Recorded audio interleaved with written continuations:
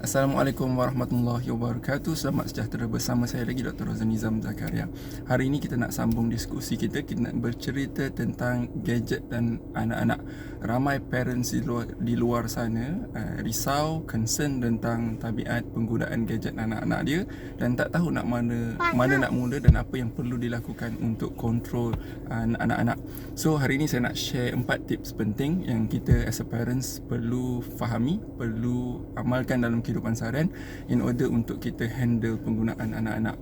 So kunci kepada bila anak-anak bermasalah dengan penggunaan gadget adalah give them more. Okay, so give them more bukan bermaksud bagi lagi banyak gadget atau lagi banyak masa, tapi give them more bermaksud give them M-O-R-E. So mnemonic yang saya nak share hari ini. So M yang pertama is modeling.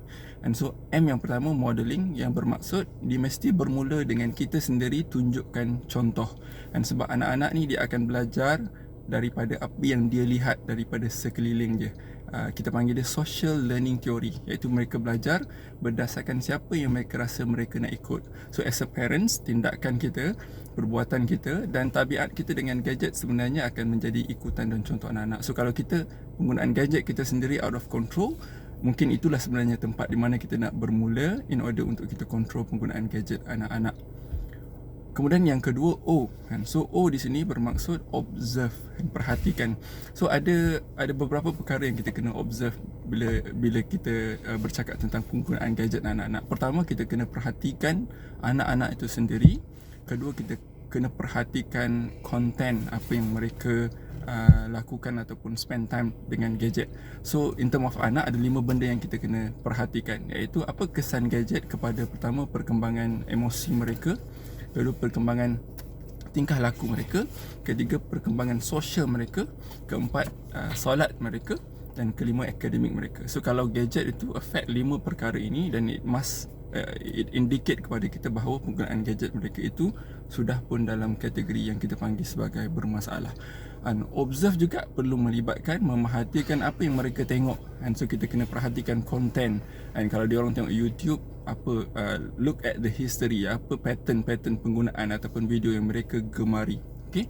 Kemudian yang ketiga, R. And R adalah replacement.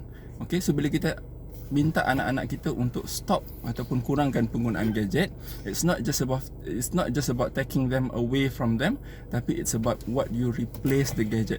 Okay, so kalau anak dia obses dengan setengah-setengah permainan video contohnya, maka maksudnya anak suka explore, anak suka try something new. So kita kena replace that dengan something yang juga as equal as adventurous. And so apa aktiviti yang kita sediakan untuk mereka. Kalau anak suka yang berkait dengan hiburan, contohnya suka Korea dan sebagainya, so apa alternatif kepada hiburan yang kita nak provide kepada mereka. And so sama ada ajak mereka tunjuk video yang lebih produktif dan lebih healthy, lebih Islamic dan sebagainya. So kita kena provide replacement. And ataupun kalau kita ambil gadget, then in at the same time kita kena ask them to do something else. Okay, so ambil gadget, jom ikut babah dan kita pergi siram pokok ke, kita pergi main bola ke, kita pergi main chess dan sebagainya. So kena ada replacement.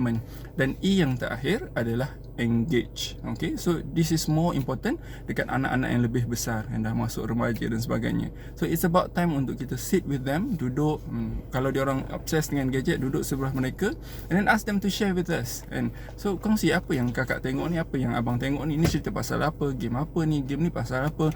So by engaging with them, even though they are hooked up with the gadget, kita still connected with them. So in a way they will be sharing more with us, dan daripada situ kita boleh jumpa pintu ataupun cari modal untuk kita lebih bersama dengan mereka. So it's kita panggil apa, tidak realistik untuk kita mengharapkan dalam kehidupan mereka tidak ada gadget, because realiti yang kita harus terima, anak-anak hari ini dia membesar sebahagiannya dengan gadget, dan gadget tu akan jadi sebahagian daripada kehidupan mereka, dan sama ada disebabkan oleh belajar dan sosial, kawan-kawan dan sebagainya. Dan tapi bila kita provide them with more, and insyaAllah penggunaan gadget mereka lebih sihat. So remember, more, model, observe, replace, engage. So bila kita buat 4 benda ni, insyaAllah kita lebih penggunaan gadget mereka lebih selamat, dan kita pun lebih tenang, insyaAllah. Okay, Dah habis. dah habis. Bye bye. Okey, Assalamualaikum warahmatullahi wabarakatuh.